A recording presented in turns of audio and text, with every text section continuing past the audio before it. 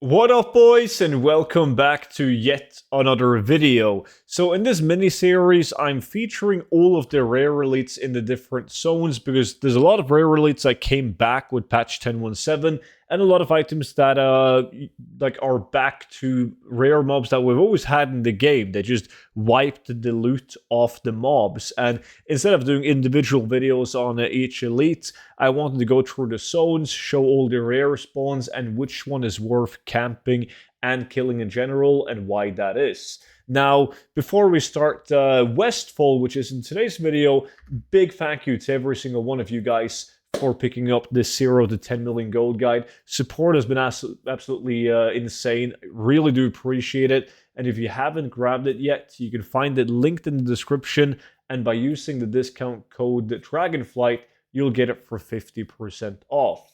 So, already did a video on Duskwood, and it's very important to have the add-on called Rare Scanner because it will put the mobs on your map, and you can also click on them to see the potential spawn location of the mob, and where if it's a mob that patrols or can spawn at different locations like Fall Reaper 4000, you can see it on the map. Really helps you out. It also gives you a notification on the minimap, so you can mark the mob, and you can see in the minimap where it can spawn. Also, when you get close to the map, you will have this pop-up that you can click on, and it will mark the rare elite. So it just makes it way easier. The only downside is that the loot table, according to the add-on, is wrong since the patch, right?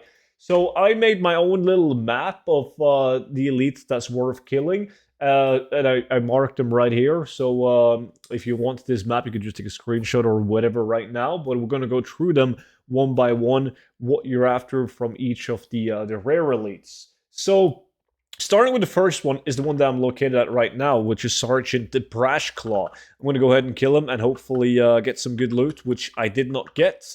But I did get it the other day, and that is the Brash Claw Skewer. The reason why that weapon is of interest is because it doesn't share appearance with any other items. Like, it can drop Brash Claw Skewer, which if I click on this one, you'll see that it doesn't share appearance with anything else. He also drops the Brash Claw Chopper, but the Chopper shares an item with a BOP, right? Which is good. Like, the axe is the only sellable version of that weapon. And next on the list, we have the Fall Reaper, which can spawn at the different locations. Now, he can drop the Scarecrow trousers. Those are some cloth leggings, but they only share appearance with one other item. It's still a gray item, though, but still to the point where it's worth to post on the auction house. It does have a really high price, but that's because it recently came back to the game. Another one that rotates is Voltros, can spawn all the way up north in Westfall. And he can give you two different items. So you have the Feathered Cape right here from Voltros. It has the same model as many other items, so it's not the most interesting item. But the Talon of Voltros right here also shares appearances. Some of them, or I mean everyone but the Talon of Voltros are a BOP, so it's still the only BOE version. So I would still check him if I was in Westfall, and I would say that it's worth killing him.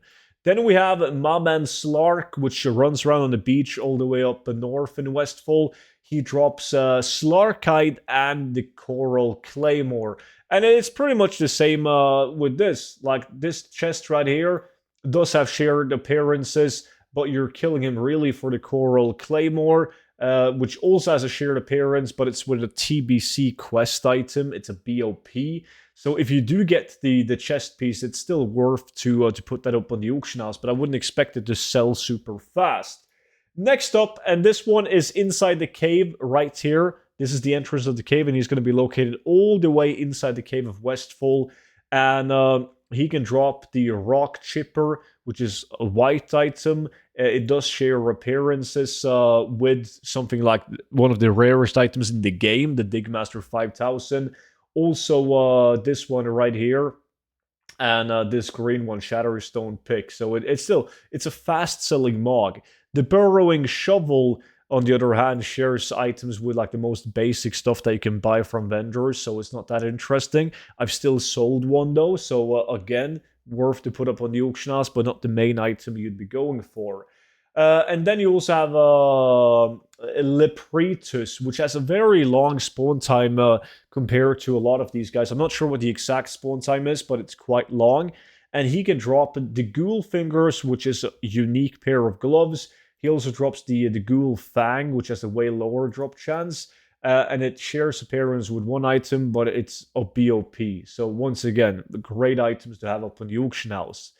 Brack is another Murloc that patrols pretty much the entire beach, and he drops the Brack Claw and the Privateer's Cape. You have the Brainwashed Noble, which is located inside of the Dead Mines. Now, the Brainwashed Noble on the loot table, if you go on regular Wowhead, it doesn't have all the items. If you switch it over to Classic WoW, you'll see that the location of the NPC is unknown. But he does actually drop the Staff of Nobles. Even though Wowhead doesn't have any information on it, he drops the Staff of Nobles, which is definitely worth picking up. And that was pretty much it for the elites of Westfall that I consider worth killing. So go ahead, go hunt for them. Make sure you camp them with war mode on and off so you have different faces to kill the mobs on. With that being said, that's pretty much it for today's video. So thank you all so much for watching, and I will see you all back in at tomorrow's video. But until then, bye-bye.